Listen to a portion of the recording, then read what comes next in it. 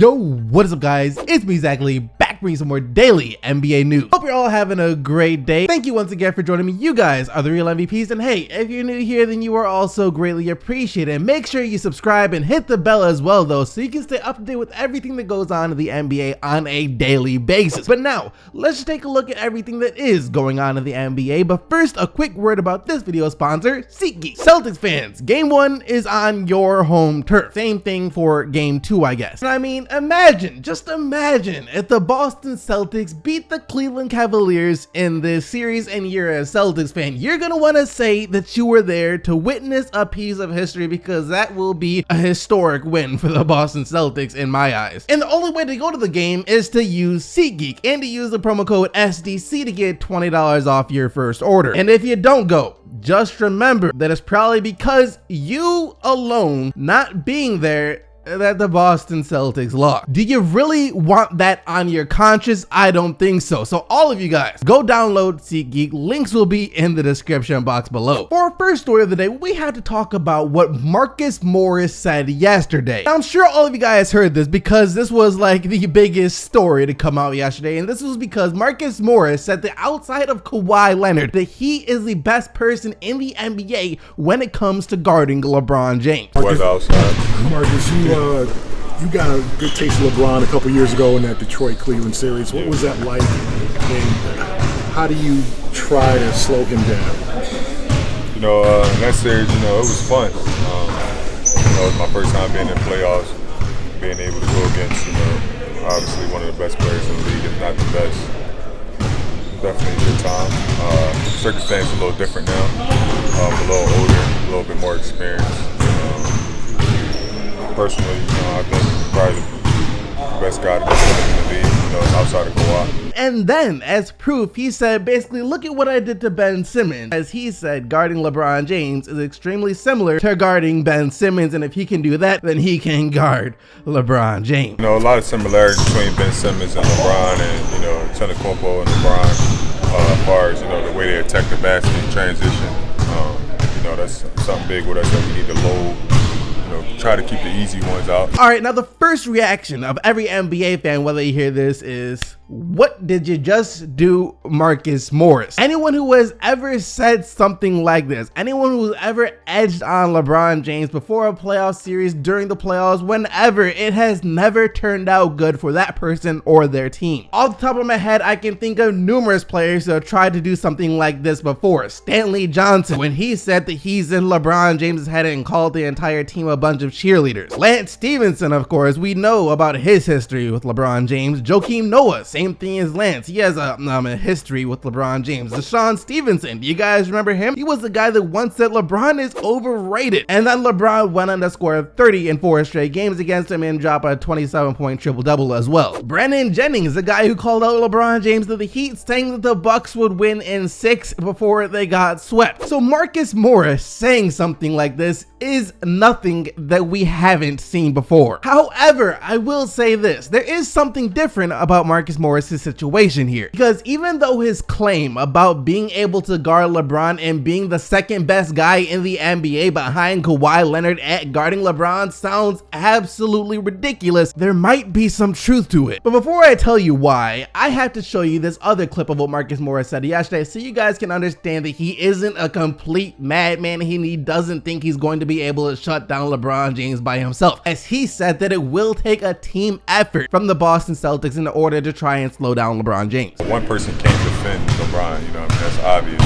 It's a team effort, so definitely taking a lot of steps of, just controlling the controllables, keeping them out of the paint, in transition, being pulled in and things like that. With that out the way though, I can now show you guys why Marcus Morris might not be insane for thinking that he is the second best player in the league at guarding LeBron James. And these stats are thanks to sportingnews.com. 2 seasons ago, when Morris was on the Pistons and when he played in that playoff matchup against LeBron, statistically speaking, he was the best player in the league when it came to guarding LeBron James, as he was only giving up 20.5 points per 100 possessions compared to LeBron's average of 36.5 points per per 100 possessions when he was guarded by anyone else. And in the series as a whole, LeBron James had one of his worst scoring playoff series historically, as he only averaged 22.5 points per game in the first round against Detroit thanks to the defense of Marcus Morris. On top of that though, we have a little more proof that Marcus Morris might actually be one of the best guys at defending LeBron James, as in their last meeting of the season, even though the Celtics lost the game, Marcus Morris was a primary defender of LeBron, and when he was guarding LeBron, James scored only 13 points on 36% shooting from the field. So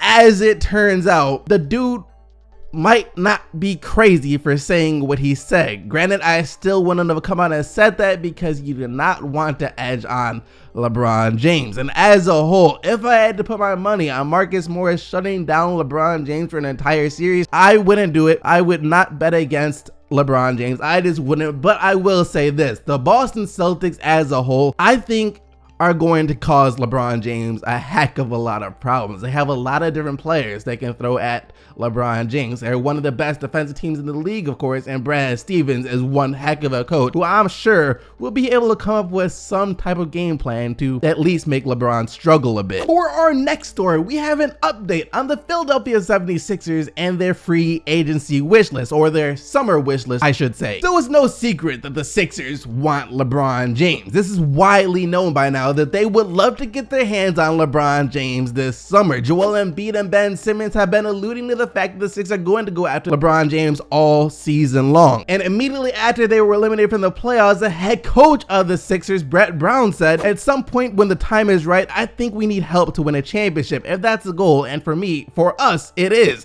then that's the answer I give. And when Brett Brown said this, once again, all eyes and fingers pointed toward LeBron James coming to the Philadelphia 76ers, or the Sixers going after LeBron James. They all but said it, since they technically can't say it without being fined for tampering. However, we're also now getting reports that the Sixers have backup plans just in case they're not able to land LeBron James this summer, as the Philadelphia 76ers are reportedly also interested in trading for Kawhi Leonard or signing Paul George away from OKC. But not only that, we received further confirmation from one of the co-managers of the Philadelphia 76ers saying that they are going to be going after some of their top name free agents this summer, and money is not a problem. If they have to go over the luxury tax line to do it and he has to pay out of pocket, and he is more than willing to do that. For a certain small number of players, we are going to go after them hard. People have asked me about luxury tax. I don't have any problem with spending for good players. With Ben Simmons and Joel Embiid showing what they're able to do by themselves this year, Philly is going to be one of the hottest destinations for free agents this summer. A lot of guys would love to play with the Philadelphia 76ers. However, for their top name free agents, they're going to have a lot of teams coming at them from a lot of different angles. And all of these teams, or most of these teams, should have some attractive packages for the Paul Georges and the LeBron Jameses. So we'll just have to see if Philly can entice them a little more than those other teams. I will say though, out of the mentioned players, out of Kawhi Leonard, LeBron James, and Paul George, if I'm the Sixers and I get to handpick which player I get to pick to put on my team, I'm taking Kawhi Leonard. He makes the most sense in my mind, just because I think there's still the whole question of how on earth does LeBron James fit next to Ben Simmons, and also Kawhi Leonard is like 7 years younger than LeBron James, so he'll be able to contribute longer than LeBron would. When it comes to Paul George, I mean, Kawhi is just flat out better than Paul George. So if I was able to pick, I take Kawhi Leonard, but then again, I'm still in the camp of I don't think Kawhi Leonard is actually getting traded. So this is just me saying, like, if they were playing Pokemon and getting to choose their starting Pokemon, I would go with Kawhi Leonard as my starting Pokemon. For our next story, Kobe Bryant made the news yesterday for doing something pretty interesting on Twitter. As some guy yesterday tweeted out, if you were a baller, you'd know that Kobe is more skilled than LeBron. And guess what? That tweet was liked by none other than Kobe Bryant himself, indicating that Kobe Bryant might think that he is more skilled than LeBron James. But I should note that Kobe Bryant has since unliked that tweet, I guess, to try and not cause any more controversy, but it's too late. The internet's already seen it and we will never forget it. And now I'm not even going to entertain the whole Kobe versus LeBron debate. However, I will say that I wouldn't be surprised if Kobe Bryant actually does believe that he is more skilled than LeBron James. Kobe Bryant isn't the type of person to admit that someone is better than him. The last time he was asked about if he was better than LeBron James was back in 2013, and Kobe replied by saying something along the lines of, he's in the same room as me, so, you know, he's there, but he ain't actually better. So yeah, I do believe Kobe Bryant thinks he is more skilled than LeBron James. Also in the news, yesterday we got a report from Adrian Wojnarowski saying that the Toronto Raptors were this close to being able to take Giannis Antetokounmpo back in the 2013 NBA draft, as they had a trade lined up with the OKC Thunder that fell through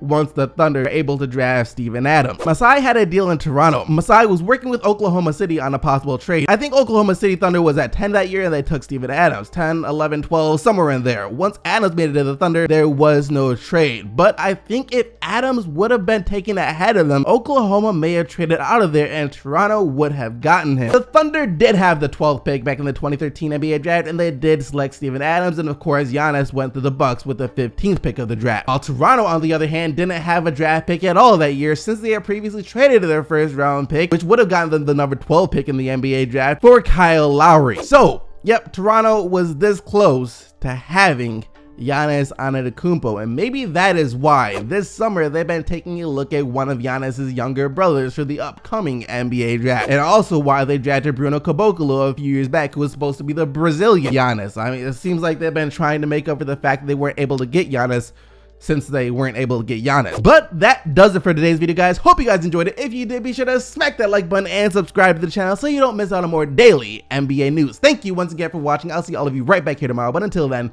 keep getting the buckets, Team ITC, and I'm out of here. Peace!